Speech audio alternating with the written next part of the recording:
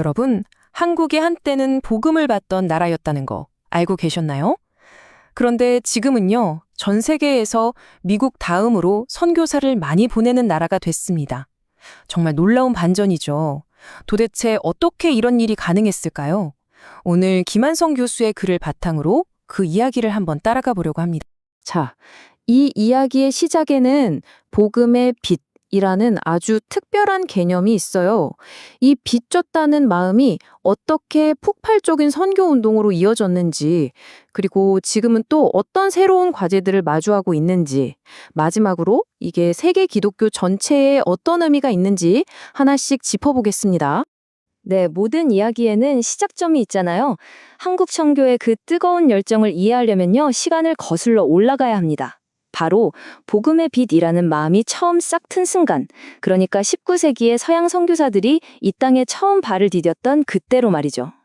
여기 보시면 1866년 로버트 토마스 선교사가 순교하고 1885년에는 언더우드와 아펜젤로가 들어오고 이런 이름들이 보이죠?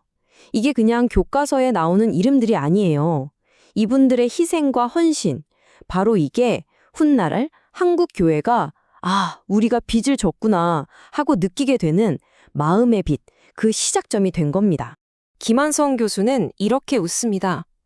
이분들의 헌신과 수고가 없었다면 과연 지금의 한국 교회가 있을 수 있었을까? 바로 이 질문, 이게 모든 것의 핵심이에요. 이 질문에서부터 우리는 빚을 졌다. 바로 그 복음의 빛이라는 강력한 동기가 태어난 거죠. 자, 그럼 이제 이 복음의 빛이라는 마음이 어떻게 현대 종교 역사에서 가장 드라마틱한 반전 중 하나를 만들어냈는지 한번 볼까요? 자, 시간을 조금 앞으로 돌려서 1979년으로 가볼게요. 이때 한국이 해외로 보낸 선교사가 몇 명이었을 것 같으세요?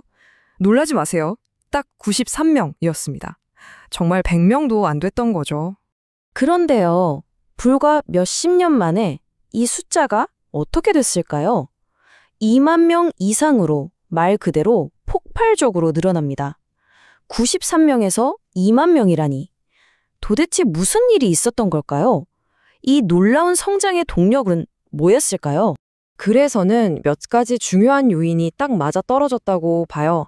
먼저 1970년대 부흥회 같은 걸 통해서 젊은이들이 막 헌신하기 시작했고요. 이게 인적 자원이 된 거죠. 그리고 때마침 한강의 기적으로 경제가 확 성장하면서 재정적으로도 뒷받침이 됐습니다.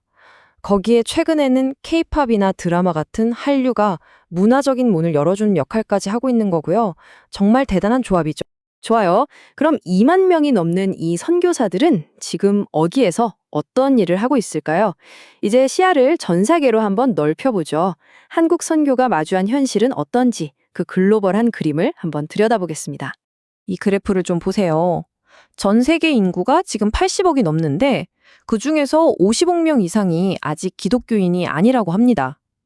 이 숫자, 이게 바로 선교사들이 마주하고 있는 과업의 스케일이에요. 아직 갈 길이 멀다는 뜻이죠. 근데 여기서 중요한 건요, 이게 완전히 새로운 일을 시작하는 게 아니라는 거예요. 뭐랄까, 지난 300년 동안 서구교회가 열심히 달려온 개주 경기에서 이제 한국교회가 그 바통을 이어받아서 뛸 차례다. 이런 인식이 강하게 깔려 있다는 거죠. 그렇다면 그 새로운 선교의 무대, 그 새로운 지평은 구체적으로 어디를 말하는 걸까요? 그래서는 몇 군데 핵심 지역과 그곳에서 부딪히는 만만치 않은 도전들을 짚어주고 있습니다. 우선 아시아의 두 거인이죠. 인도와 중국을 한번 보세요. 이 두 나라 인구만 합쳐도 전 세계의 3분의 1이 넘는데 기독교인 규율은 겨우 이 3% 수준입니다. 그러니까 가능성은 무한하지만 그만큼 넘어야 할 벽도 정말 높은 곳이라는 거죠. 다른 아시아 지역도 상황이 비슷합니다. 특히 불교 문화권인 동남아시아에서는 성과가 더딘 편이고요.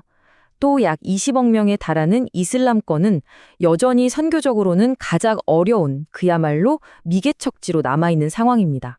그런데 정말 흥미로운, 어떻게 보면 좀 역설적인 변화가 있어요. 한때 전 세계로 선교사를 내보내던 서구, 그러니까 유럽이나 북미가 이젠 오히려 선교사가 필요한 새로운 선교지가 되어가고 있다는 점입니다. 방향이 완전히 180도 바뀐 거죠. 정말 아이러니하지 않나요? 자, 이렇게 과거의 빛에서 시작해서 현재의 폭발적인 성장을 지나 미래의 새로운 도전까지 살펴봤는데요. 이 거대한 흐름 속에서 한국 선교운동의 진짜 본질은 뭘까요? 글의 마지막 부분에서는 바로 이 운동의 변하지 않는 핵심 정체성에 대해 이야기합니다. 결론은 이겁니다. 한국 교회에게 선교는 그냥 여러 활동 중에 하나 해도 되고 안 해도 되는 그런 옵션이 아니라는 거예요. 이건 교회의 정체성 그 자체이고 존재 이유이자 절대로 멈출 수 없는 핵심적인 책임이라는 거죠. 복음을 받던 나라에서 이제는 전 세계로 복음을 전하는 나라로. 이 놀라운 역전의 드라마는 우리에게 마지막으로 이런 깊은 질문을 던집니다. 과연 세계 기독교의 중심이 정말로 이동하고 있는 걸까요?